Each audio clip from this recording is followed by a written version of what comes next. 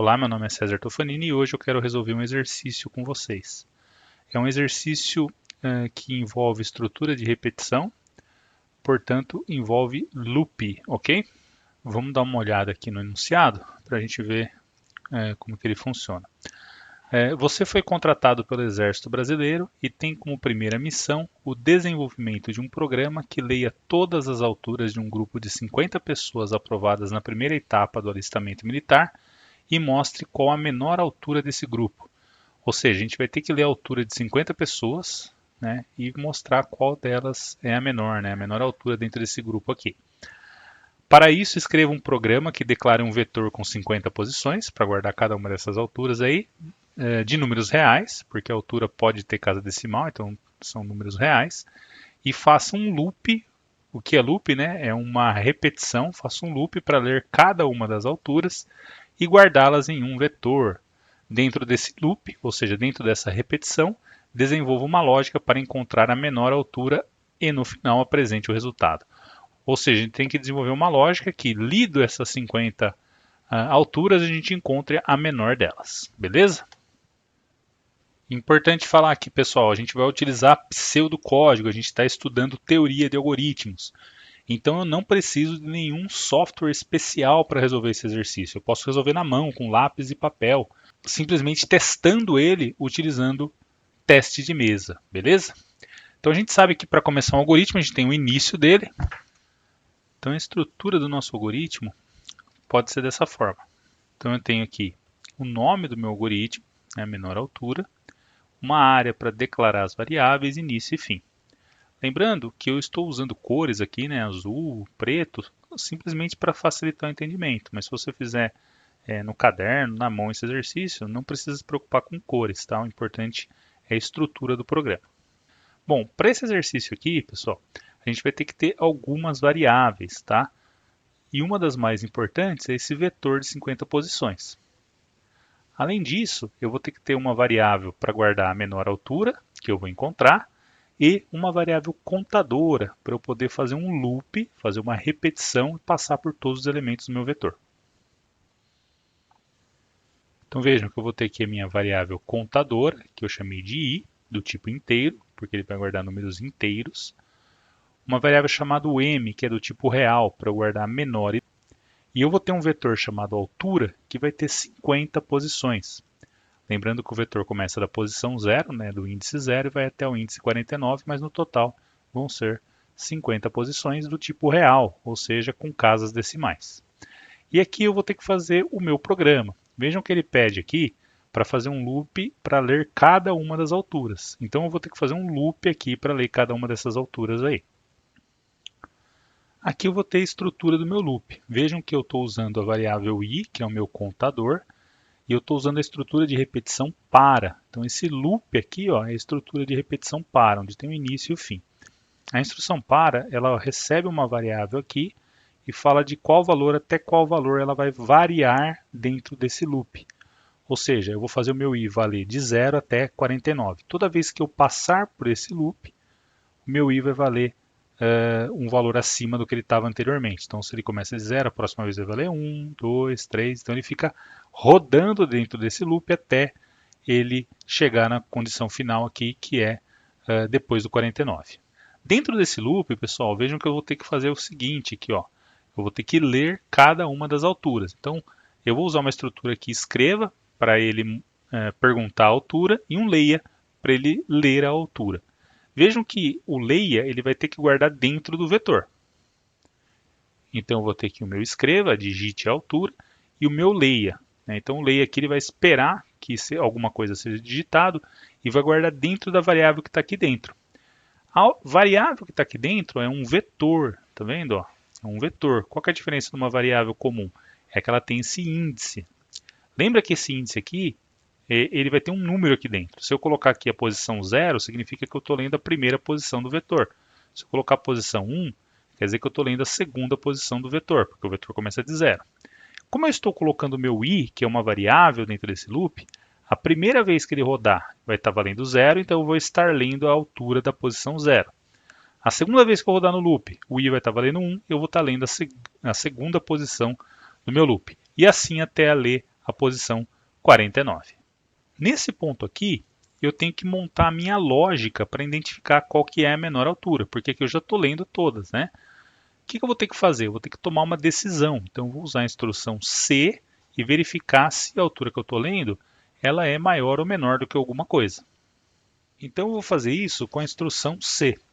O que eu estou verificando aqui? Ó? Se a altura da posição I, né, que é a altura que eu acabei de digitar aqui, for menor do que o meu M, né, ou seja, que ele for menor que a minha menor altura, porque a ideia do meu M é para guardar a menor altura, eu vou pegar e guardar no M a altura que eu acabei de ler. Ou seja, se essa altura for menor do que o que eu já tenho, eu guardo essa altura no M. Qual que é a ideia aqui? Que eu vou passar por esse loop todas as 50 vezes aqui, e no final a variável M vai ter a menor das alturas. A gente tem um problema nesse caso aqui, né? A primeira vez que rodou o meu algoritmo, né, ele entrou aqui, qual é o valor de M? A gente não sabe esse valor de M, né? Qual que é o valor de M? Não sabemos. Então, a gente tem que tomar cuidado para não usar uma variável antes de inicializar ela, antes de colocar alguma coisa dentro dela. A variável altura, né, na posição I, ela vai ter um valor digitado, porque a gente está usando o leia. Agora o M não vai ter valor nenhum dentro dele. Então, uma boa prática diz que a gente deveria, antes de usar o M, né, aqui nessa posição aqui, a gente deveria inicializar esse M, ou seja, colocar algum valor dentro do M. Se eu estou querendo achar a menor altura, uma possibilidade é inicializar o M com uma altura bem grande, né, uma altura até acima de qualquer altura existente. Por quê? A primeira altura que eu informar aqui já vai ser menor do que o M, e aí ele vai considerar já que a primeira altura é a menor delas. Então é isso que eu estou fazendo aqui. Estou inicializando a variável M com o número 99. Não existe ninguém que tenha uma altura de 99 metros. Então, já o primeiro valor que eu receber aqui vai ser menor que o M, que é 99, e vai ser guardado aqui nessa variável. Então vejam o seguinte, essa nossa lógica faz eu ler as 50 alturas aqui dentro do loop, e na saída desse loop, a variável M vai ter a menor das alturas. Então basta eu exibir esse M aqui embaixo para eu ter o resultado esperado, a menor das alturas sendo apresentada em tela. Então é isso que eu faço aqui. Na saída do loop eu mostro a menor altura foi e eu mostro o M. O que a gente pode fazer para entender melhor esse algoritmo? A gente pode fazer um teste de mesa. E como funciona um teste de mesa? A gente vai ter que construir aqui uma tabelinha com todas as variáveis que a gente tem. Então eu tenho aqui a minha variável. Então eu tenho aqui minha variável I, tenho minha variável M e tenho minha variável altura. Lembrando que a variável altura ela é um vetor de 50 posições. Para facilitar o nosso exercício, eu não preciso testar o meu algoritmo inteiro com as 50 posições. Eu posso fazer uma pequena alteração para testar. Por exemplo, eu vou tirar aqui, vou fazer de conta que no lugar de 49, eu tenho, por exemplo, o tamanho 3 aqui. Então, no lugar de 49, eu tenho o tamanho 3. Se eu testar meu algoritmo, que vai de 0 até 3, né, com 4 posições, e funcionar, eu posso considerar que com 50 posições também vai funcionar. Então, a minha variável altura aqui, ela vai ser uma tabelinha com 4 posições e com um índice que começa de 0 e vai até 3. Então, eu tenho índice 0, 1, 2 e 3. E aqui as outras variáveis, a gente pode criar uma tabelinha para usar elas. A gente também pode definir que aqui embaixo seria a tela do computador. E a gente pode usar isso aqui como um rascunho para mostrando o que acontece.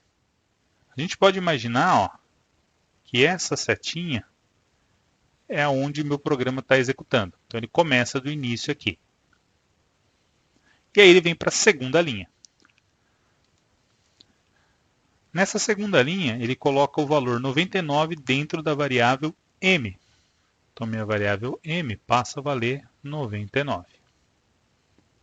E ele vai para a linha do para. Aqui na linha do para, ele fala que o I vai ser de 0 até 3. E o I não tinha nada lá dentro, passa a ter o valor 0, que ele começou aqui. e ele vem para a linha do escreva. Nessa linha do escreva, aparece na tela digite a altura. E aí, na sequência, ele vai para a próxima instrução, que é o leia. E aí, no leia, ele fica esperando que o usuário digite algum valor. Vamos imaginar que o usuário digitou 1,60 m, 1,6, né, 1,60 m. Ele vai pegar esse 1,60 m que ele digitou na tela e guardar dentro da posição onde o i está apontando. O i aponta para a posição 0, então ele vai guardar na altura da posição 0, ou seja, vai guardar 1,60 m nessa posição aqui. E ele vai para a próxima instrução, que é o C. Aqui no C, ele tem que tomar uma decisão, ou seja, ele quer ver se a altura da posição I, qual o valor de I? 0. Qual que é a altura da posição 0? 1,60 m. 1,60 m é menor que M? Qual o valor de M? 99. 1,60 m é menor que 99? Sim. Então ele vai executar o então. O que ele faz aqui no então? Ele pega o valor da altura na posição I, ou seja, o valor da altura na posição 0, que é 1,60 m, e guarda dentro da variável M. Então o valor M que existia de 99 é perdido e entra 1,60 m. Aí ele termina o fim C e volta lá para cima. Ele volta aqui para o para. Quando ele volta aqui para o para, automaticamente a minha variável I ela tem o valor incrementado. Então ele sai do 0 e vai para 1. E ele verifica se ainda está dentro do intervalo. O intervalo é de 0 até 3, 1 está dentro do intervalo. Estando dentro do intervalo, ele volta a executar essa parte interna do loop, ou seja, vai aparecer de novo na tela, digite a altura. E aí vai cair na leia a altura da posição I, o I está valendo 1 agora, então ele vai ler aqui, vamos imaginar que ele informou 2 metros. Ele guardou aqui esses 2 metros na altura da posição I. I vale 1, vai guardar na altura da posição 1, vai guardar os 2 metros aqui. Ele vai verificar a altura da posição I, né? A altura da posição 1, que é o número 2 aqui, 2 metros. É menor que o M? 2 metros é menor que 1,60 m? Não. Então ele não entra aqui nesse C, porque 2 metros não é menor que 1,60 m, então não muda o valor da variável M. E ele volta aqui no loop para a instrução para. O que acontece na instrução para? Meu I passa a valer 2, né? Aumenta em mais um valor aqui. Ele entra dentro do loop de novo, porque o 2 está dentro do intervalo ainda. E vai acontecer a mesma coisa, vai aparecer na tela, escreva, digite a altura. E aí vamos imaginar que o usuário informou 1,55 m. Esse 1,55 m é gravado na altura da posição I. O I está valendo 2, então vai ser gravado nessa posição aqui, ó, 1,55 m. Ele verifica, ó, a altura da posição I, né, 1,55 m, é menor do que o M está valendo 1,60 m, então 1,55 é menor do que o M. Então ele vai entrar aqui no então e vai pegar o valor da posição 2, que o meu I está valendo 2, e guardar dentro do M. Ou seja, 1,55 é gravado dentro do M, então o valor 1,60 m é perdido e 1,55 m é colocado aqui dentro. E ele volta mais uma vez no loop. Quando ele chega lá em cima, o 2 passa a valer 3, o 3 está dentro do intervalo ainda, vai aparecer de novo, digite uma altura. E ele vai ler a altura da posição I, que é o 3 agora. Vamos imaginar que o usuário informou 1,90 m. E aí esse 1,90 m é guardado dentro da altura da posição I. O I está valendo 3, vai guardar 1,90 m aqui dentro da posição 3. Aí eu verifico. A altura da posição I, né, 1,90 m, né, que essa posição I é o 3 aqui. É menor do que o M? Né, 1,90 m é menor que 1,55 m? Não. Então ele não entra nesse C e não muda o valor da variável M. Voltou aqui para o loop. Aí ele vai mudar o valor 3 para 4. Lembra que o para sempre vai somando 1. O 4 está dentro do intervalo? Né? O 4 está entre 0 e 3? Não. Ele vai sair desse loop e vai executar a primeira instrução fora do loop. Ele vai mostrar na tela, a menor altura foi, e vai mostrar o valor de M. Qual é o valor de M? O valor de M está aqui em cima, 1,55 m. Então vai aparecer a menor altura foi 1,55 m. Se a gente olhar para todos os valores que o usuário digitou 1,60 m, 2 metros, 1,55 m, 1,90 m, qual for a menor altura? Realmente foi a 1,55 m que foi apresentado aqui embaixo. Então esse aqui é um teste de mesa que a gente faz para validar o nosso algoritmo. Vejam que eu mudei o valor 49 para 3 para facilitar o nosso teste. Uma vez que eu testei variando de 0 a 3, vai funcionar também de 0 a 49. Ressaltando, a gente não precisa de nenhum software para testar isso. A gente pode fazer toda essa programação na mão e fazer os testes de mesa para validar.